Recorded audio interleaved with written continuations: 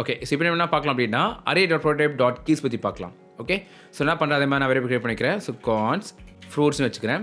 And இதுக்குள்ள பார்த்தீங்கன்னா நம்ம வந்து கீஸ் யூஸ் பண்ணலாமா. ஸோ இது வந்து array.prototypeனால நம்ம அந்த வேரியபிள் யூஸ் பண்ணிக்கலாம், fruits dot keys.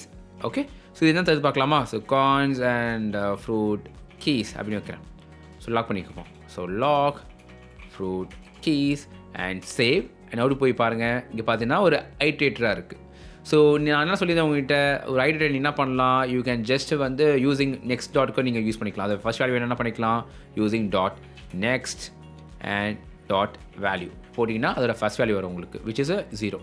Okay, so இது வந்து கீஸ்னால it will only have the key index. Okay, இது நீ எப்படி நீ வந்து செக் பண்ணிக்கலாம், you can using for loop, right. So for cons fruit of fruit keys. Okay, so இது நம்ம செக் பண்ணி பார்க்கலாமா. So log fruit. So save, and you பார்த்தீங்கன்னா what is only giving the index, so I mean key. So 0 1 2 3 சொல்லிட்டு, so 0 1 2 3.